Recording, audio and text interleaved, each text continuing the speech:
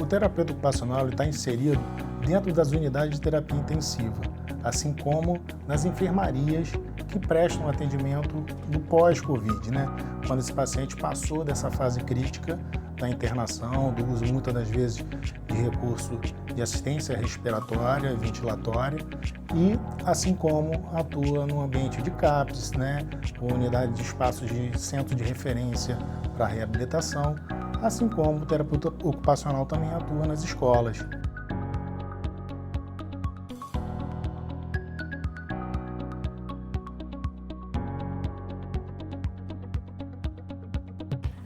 A terapia ocupacional no combate ao Covid, nos CTIs, tem trabalhos de terapeutas ocupacionais com prescrições de tecnologias assistivas, como, por exemplo, para poder melhorar a comunicação, a autonomia desse paciente que está internado na comunicação, com inserção de pranchas específicas para o ambiente hospitalar, ou com tablets para melhorar esse conjunto do paciente com a equipe médica.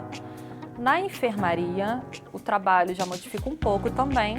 Pode ser usado o uso de tecnologias assistivas, seja para poder melhorar a alimentação ou higiene pessoal com alguma adaptação, ou uma órtese para melhorar o posicionamento daquele paciente ou de algum membro afetado, com atividades cognitivas, atividades motoras, para poder manter a funcionalidade daquele paciente que está internado. O contato com a família, o contato de alta, o retorno de volta para casa, o terapeuta ocupacional pode orientar atividades para o lar. Saindo desse contexto de enfermaria, ele pode atuar também nos centros de reabilitação pós-Covid, dependendo da funcionalidade que tiver alterada do paciente, ou no retorno das atividades laborais, se ficou com alguma sequela e precisa ser modificado o ambiente. Pode atuar também nos centros de saúde mental, até mesmo por causa do distanciamento social. Algumas pessoas ficaram prejudicadas, pode ter a intervenção do terapeuta ocupacional, ou pode atuar no contexto escolar. Agora, com algumas prefeituras já liberando o retorno da criança para a escola, vai precisar de adaptação ambiental ou estrutural da escola, ou identificar alguma sequela deixada nas crianças.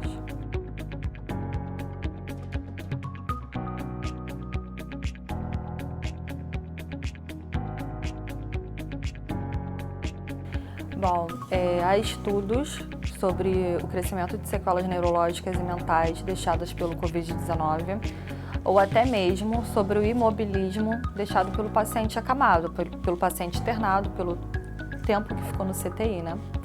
O terapeuta ocupacional vai trabalhar avaliando o paciente em cima dessas sequelas deixadas, vai estimular, habilitar, ou até mesmo fazer o treino das atividades do cotidiano e do seu desempenho ocupacional.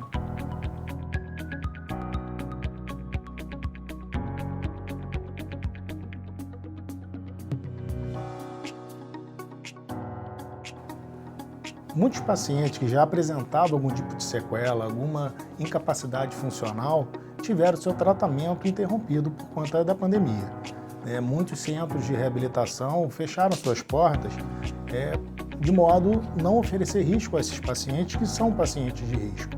Então, existe um outro tipo de paciente, que são aqueles pacientes, esses mesmos pacientes ficaram em casa e foram acometidos pela Covid, e além daquela sequela que ele já possuía, ele passa a apresentar uma nova sequela, o que agrava ainda mais o seu quadro. Com isso, a terapia, a reabilitação, ela fica um pouco mais difícil, porém a terapia ocupacional ela tem um papel fundamental para poder habilitar e fazer com que esse paciente retorne a ser funcional, a ter sua independência no dia a dia. Só completando que a sequela deixada pelo Covid e a incapacidade que o paciente já tinha antes não vai anular um tratamento ou outro. A terapia ocupacional vai trabalhar em conjunto para a reabilitação do paciente como um todo. Uma não influencia na outra, só aumenta talvez o tempo de recuperação.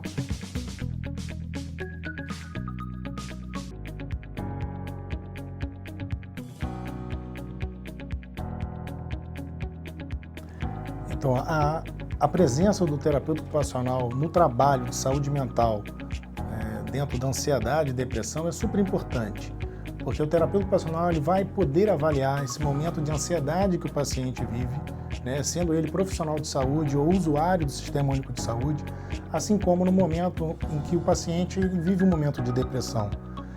Tanto a ansiedade quanto a depressão, eles nesse momento de Covid ficam mais aflorados. Então a presença do terapeuta ocupacional na atuação, na avaliação e condução do caso é de extrema importância.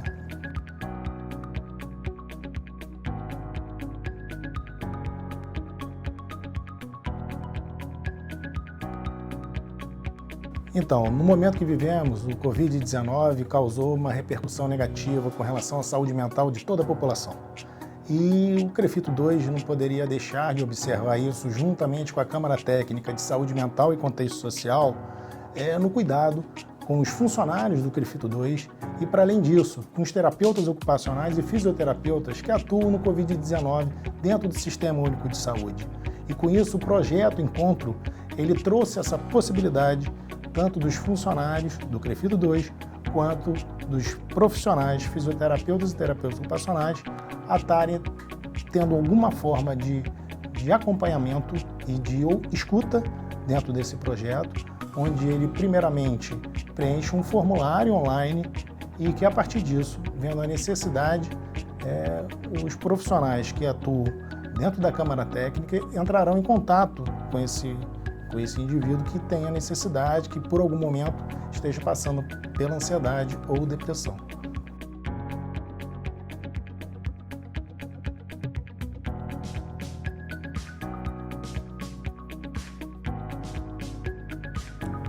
O distanciamento social nada mais é do que o distanciamento físico das pessoas que não são do mesmo convívio.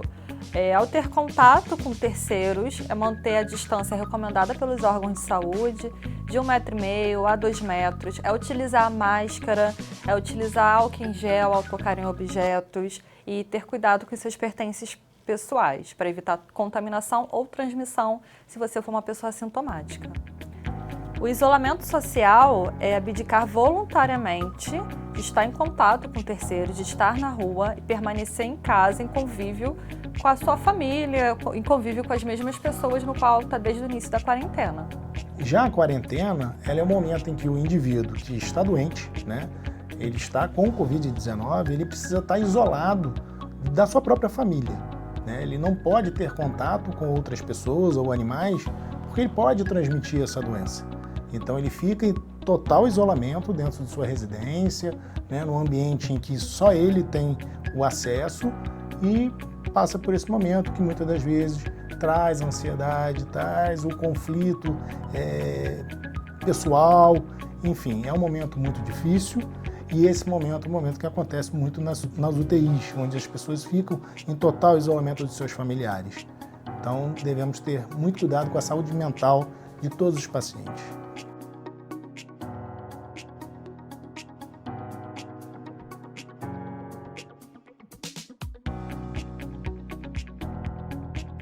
Com a questão do isolamento social, do distanciamento social, esses públicos são os mais afetados, os idosos e as crianças.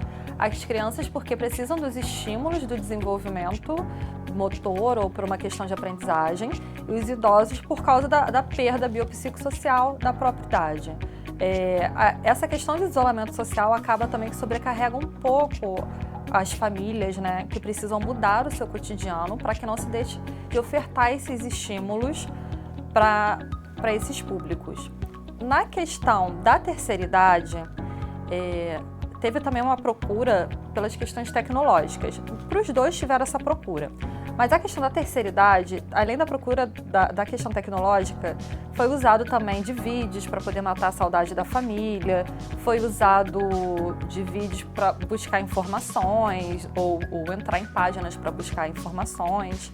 E a questão das crianças passaram a ter mais contato com a tecnologia por causa das escolas, que as aulas passaram a ser online, praticamente as crianças ficam durante toda a semana em contato com tecnologia, o dia quase todo em contato com as aulas, né, escolares, ou até mesmo algumas crianças que já faziam tratamentos que ficaram à distância pela telereabilitação também, pelos teleatendimentos.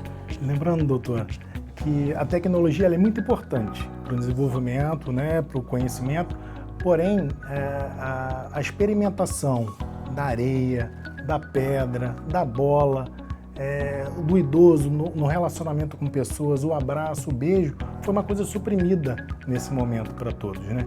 Então, o retorno das atividades ela tem que ser gradual, tem que ser consciente, porém, ela é necessária para o ser humano. Vamos lembrar que a tecnologia também é boa, mas em excesso pode promover ou atrasos no desenvolvimento e na aprendizagem, porque nada substitui o brincar para a criança. O brincar apropriado para cada idade vai desenvolver questões cognitivas, motoras e sensoriais.